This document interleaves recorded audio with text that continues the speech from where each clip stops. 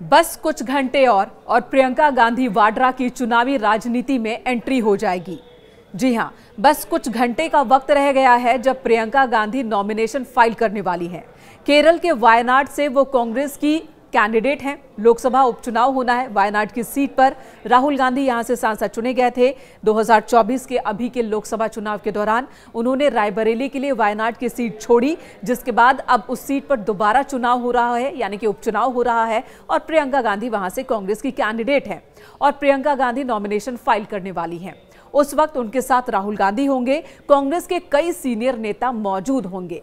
बहुत ही खास दिन है ये। जाहिर सी बात है, प्रियंका गांधी वाड्रा जो कि राजनीति में सक्रिय तो काफी वक्त से हैं, लंबे अरसे से हैं, लेकिन चुनावी राजनीति में अब जाकर उनकी एंट्री हो रही है।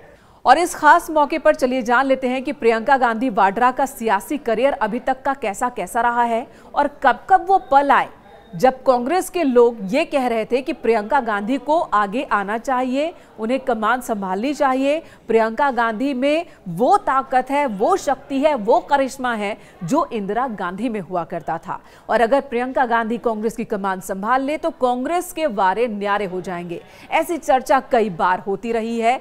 बहरहाल प्रियंका गांधी अब चुनावी राजनीति में आ रही है, तो चलिए जान लेते हैं। तो शुरुआत करते हैं उस वक्त से जब सोनिया गांधी की राजनीति में एंट्री होती है।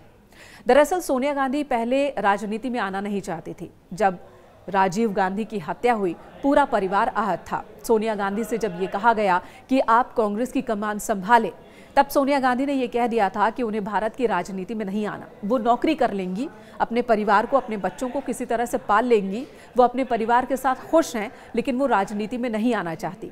लेकिन चूंकि कांग्रेस की स्थिति बहुत बिगड़ती चली गई, कांग्रेस को गांधी परिवार की जरूरत थी एकजुट रहने के लिए, तो कांग्रेस के तमाम सीनियर लीडर सोनिया गांधी के पास पहुंचते हैं, उन्हें मनाते हैं। ये सिलसिला 2-3 साल तक चलता है।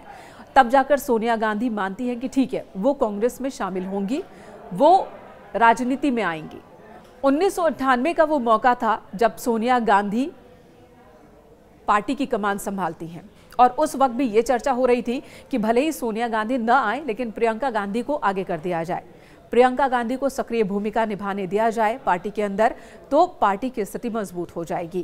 खैर, तब प्रियंका गांधी राजनीति में नहीं आती हैं और कांग्रेस भी इस सवाल पर ना हाँ में ना में कभी जवाब नहीं देती है। उस वक्त भी नहीं दिया गया। जब सोनिया गांधी पहली बार चुनावी राजनीति में आई तो उनके प्रचार की कमान प्रियंका गांधी ने ही संभाला।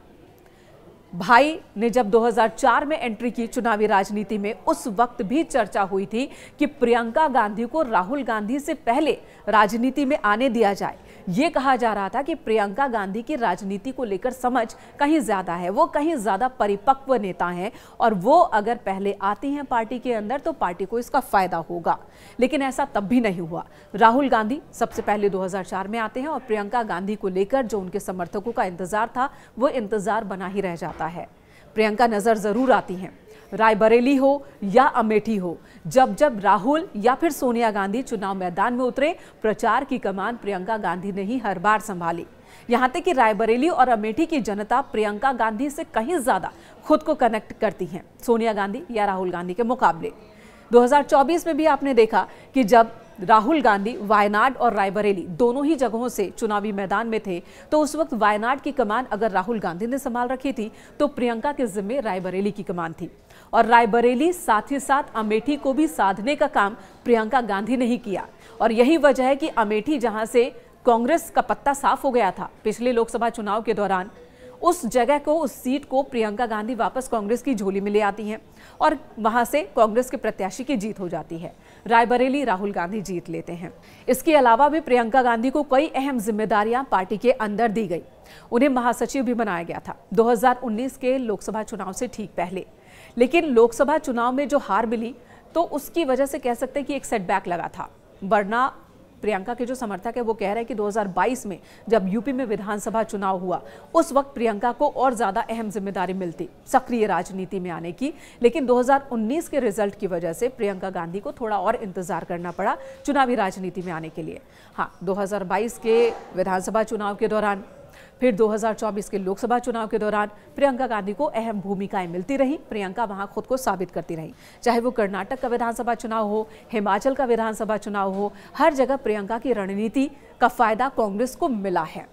एक और भूमिका जो प्रियंका गांधी अब तक निभाती रही है वो है बफर जोन का काम करती रही हैं। जी हां, आइस ब्रेकर के तौर पर सोनिया गांधी और राहुल गांधी कहते हैं, जो लोग जानते हैं गांधी फैमिली को करीब से, वो कहते हैं कि कांग्रेस के अंदर दो खेमे हैं।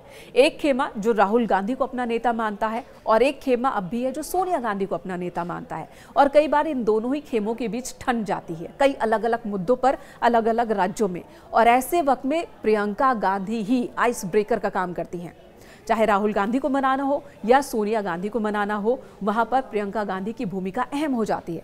चाहे ये पंजाब का वाकया हो या फिर जब कमलनाथ की नाराजगी दिखी थी, कमलनाथ वाला इंसिडेंट हुआ था मध्य प्रदेश में, या फिर राजस्थान में, जब भी कहीं कोई समस्या आई, राहुल और सोनिया गांधी के गुट के बीच कोई बात लेकर बात ठन गई, अटक गई, तो वहां पर प्रियंका गांधी ने ही सुलह समझौता करवाया है। यानी आइस ब्रेकर की भूमिका में प्रियंका रही हैं अभी तक। और सोनिया गांधी की सलाहकार भी रही हैं, भले उस पद पर ना रही हो, लेकिन सोनिया गांधी की सबसे विश्वसनीय सलाहकार उनकी बेटी प्रियंका गांधी ही रही हैं। और अब वही प्रियंका गांधी खुद चुनावी राजनीति में उतरने जा रही हैं। यानी अब तक जो रणनीति बना रही थी प्रियंका गांधी, उनकी रणनीति और उनकी लोकप्रियता का असली जो टेस्ट होना है वो वायनाड पर उपचुनाव के दौरान ही होना है। और बस कुछ घंटे और, जब प्रियंका गांधी नॉमिनेशन फाइल करेंगी।